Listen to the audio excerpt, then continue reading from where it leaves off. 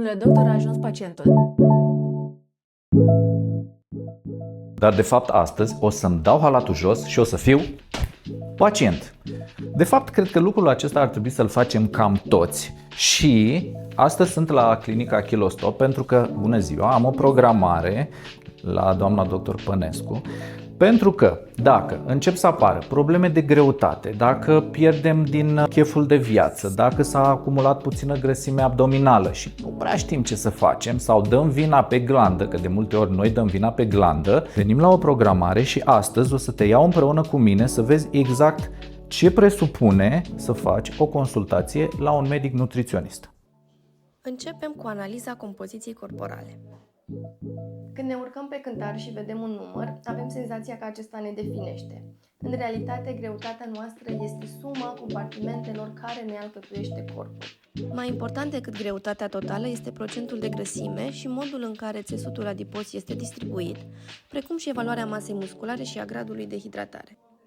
Continuăm cu analiza ratei metabolice bazale, care ne arată cât de activ sau încetinit este metabolismul, dar și care este numărul total de kilocalorii pe care corpul le consumă doar pentru a-și menține funcțiile vitale. Și cum a fost investigația? Uite că a fost mai ușor decât credeam să stai 15 minute sub o mască de oxigen, mai complicat și fără telefon și fără... Dar chiar a fost simplu. Uite, mi-au dat și rezultatele. Super! Am în cabină să le discutăm. Te rog! Mulțumesc!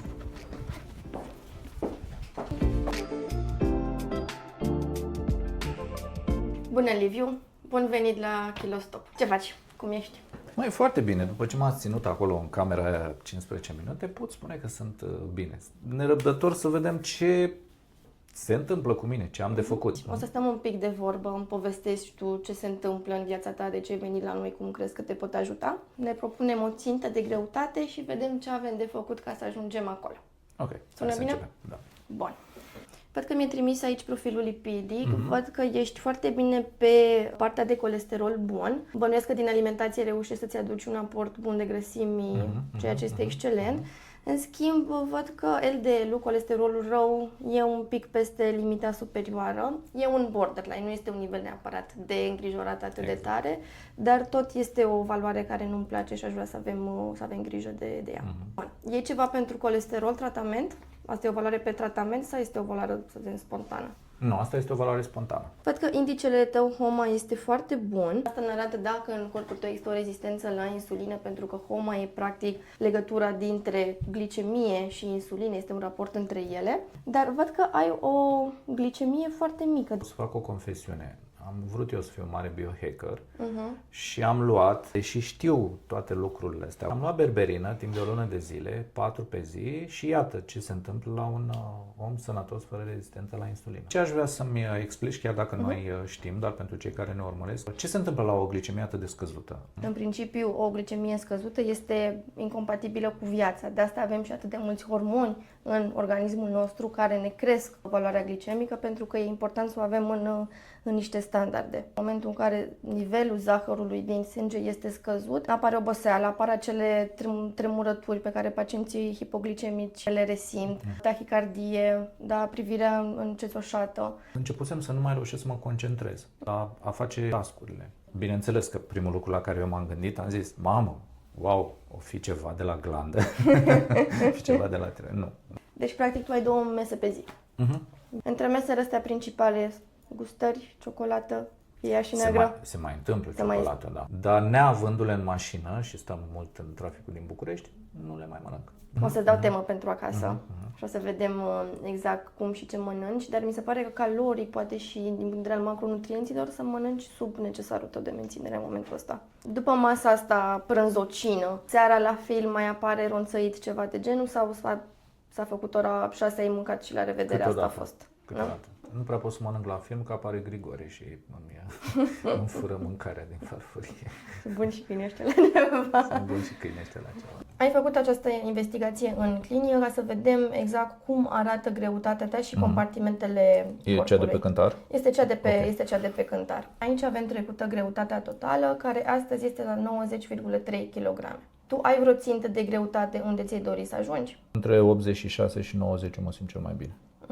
Deci între 86 și 90, deci nu ți dorești neapărat să slăbești în momentul ăsta, dar hai să vedem cum arată compoziția corporală. Primul, cel de sus, este compartimentul de apă. În paranteze ai intervalele optime pentru o persoană, bărbat de vârsta, înălțimea ta. La 51,4 ești într-un interval optim, deci nu avem nici retenție de apă, nu ești nici deshidratat, ceea ce este foarte bine pe partea asta de hidratare. Partea de proteine și de minerale sunt toate structurile proteice și de minerale din organism, care și aici arată bine, ești în limitele optime, iar la masa de grăsime suntem la 20,2 kg de grăsime versus 19 cât ar fi limita superioară. Deci cumva avem 1 kg de grăsime pe plus. Adică mă faci gras? Adică ai 1 kg de grăsime pe plus față de unde ar trebui să fii. Să mergem mai jos, unde vedem greutatea, linia cea de sus este greutatea. Aici avem masa musculară, care la tine este de 39,7 kg, este optimă. Și din nou partea de masă de grăsime este cea pe care am văzut-o sus de 20,2 și aici vezi că este un pic în afara intervalului optim. Mai jos avem indicele de masă corporală, care este la 25, deci în normă ponderal, și procentul de grăsime, care este la 22,4. Există un pic de grăsime în plus care pune probleme, mai ales când mă uit jos și văd că este distribuită în special în zona abdominală. Ce vreau să mai vedem pe fișa asta de cântar e zona asta. Primul parametru este raportul talie-șold, care știi foarte bine că se asociază cu riscul de rezistență la insulină și de apariția bolilor cardiovasculare. La bărbați ar trebui să fie între 0,8-0,9, la tine este 0,98, deci aici mi-aș dori foarte tare să te duc în ținte. Și nivelul de grăsime viscerală, care pe acest cântar ar trebui să fie un maxim 10, ești cumva aproape de limita superioară. Deci avem, zic eu, ceva de lucru pe partea asta metabolică, să-i zicem așa. Aș propune să slăbim pentru că avem de lucru pentru a corecta zona asta de exces de grăsime. Ok. Unde vrei să ajung?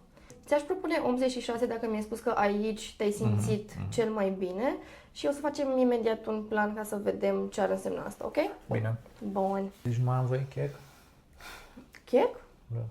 Chec vrei de sărbători? Da. Facem plan de sărbători, îți dai seama că nu te lași așa să nu te bucuri de sărbători. Yes.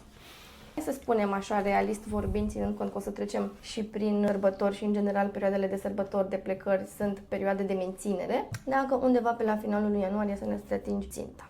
Mapa asta o să rămână la tine, vezi că sunt foarte multe informații și lucruri aici. Vedem în prima parte o dată pe săptămână, asta înseamnă un abonament lunar intensiv, apoi până îți atingi ținta ne vom vedea o dată la 2 săptămâni, asta înseamnă un abonament moderat.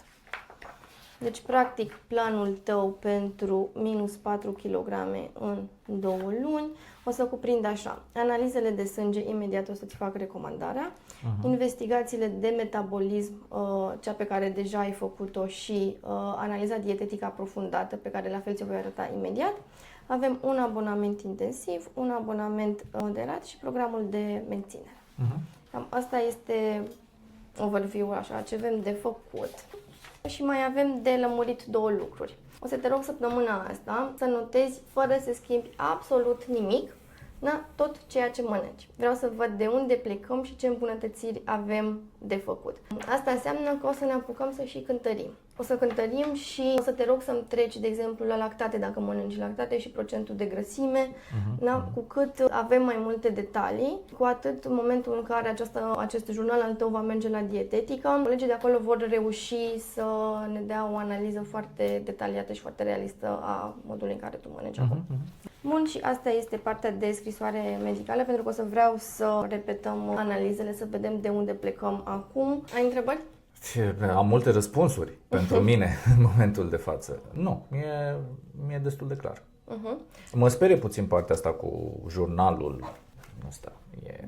Ce anume te sperie? Că trebuie să scriu aici în fiecare zi, să notez. Să știi că ajută foarte mult pe partea de conștientizare. S-ar putea ca deja săptămâna asta, notându-ți, fără să ai neapărat o recomandare de la mine explicită, să ai niște revelații, să-ți dai seama că poate niște lucruri nu sunt neapărat atât de bune. Plus că și cântăritul ăsta zilnic și așa, o să-ți dea niște repere pe care o să le poți folosi de acum înainte toată viața. Bine, am plecat să-mi iau ciocolată.